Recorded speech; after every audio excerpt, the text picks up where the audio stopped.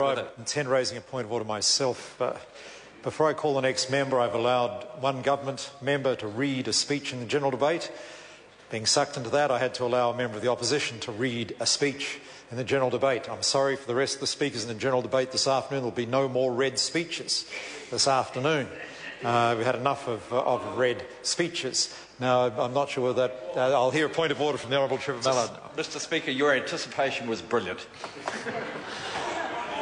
Point of order, Kennedy Graham. Point of order, Mr Speaker. In the review of the Standing Orders Committee, I distinctly recall the discussion and the agreed version of the report that was subsequently released. And while there is a preference for non-read speeches, it was made clear that any member could make a judgment as to whether he or she should... I'm on my feet. The Speaker doesn't need a lecture on the Standing Orders Committee. The Speaker chaired it and remembers it very well.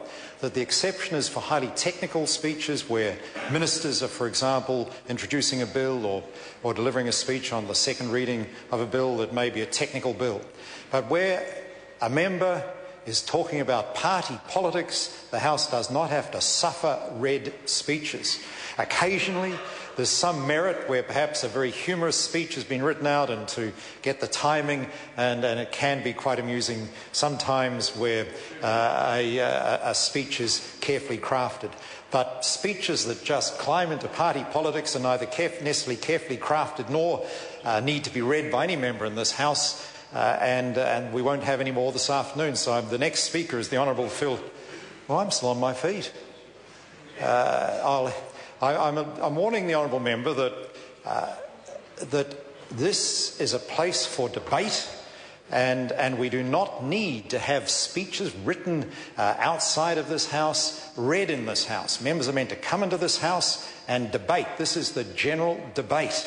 It is not a place to read positions of political parties. It is the general debate, and the House deserves, unless, as I say, there are exceptional circumstances, the House deserves for members to actually contribute to the general debate, and that does not involve reading speeches. Now, I stress only the Speaker can raise this issue. Members are not at liberty to raise points of order about their colleagues reading speeches. Point of order, Kennedy Graham.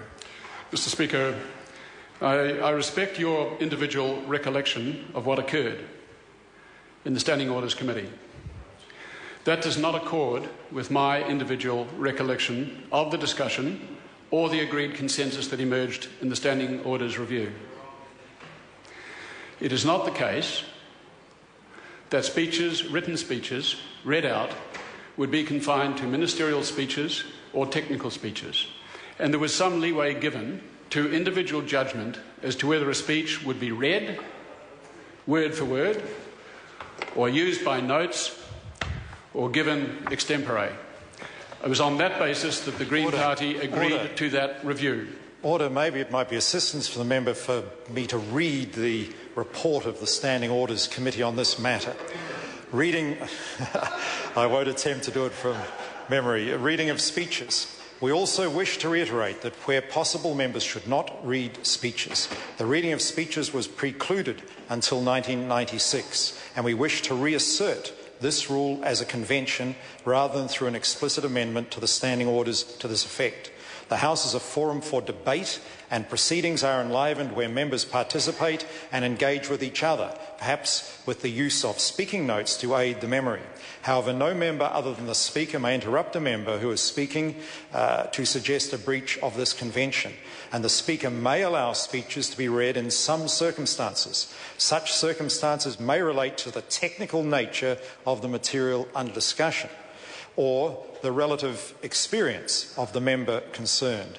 These will, however, be occasions when it is not inappropriate for speeches to be read. And I think that makes pretty clear what I've just put to the House, that speeches, the Speaker may accept the reading of speeches where there is technical material, detailed material, or occasionally where a very cleverly crafted speech is being delivered, and I think all members can enjoy that from time to time. But a speech just presenting a party's position on political matters does not need to be read to this House.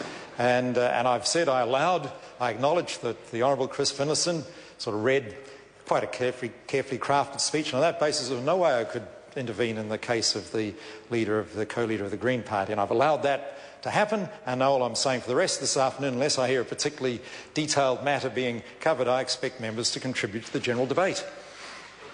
Kennedy Graham, point of order. Thank you, Mr. Speaker. You will recall the very first words you read out of in that paragraph, which says, where possible, which accorded an element of individual discretionary judgment to the MP. It was on that basis that the Green Party agreed to the report.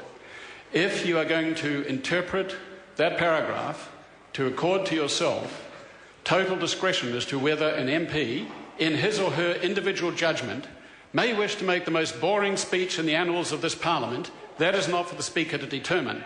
If you wish to do that, then the Green Party will revise its view of that report and disassociate itself with it. The Honourable Trevor Mallett. Mr. Speaker, I do recall the debate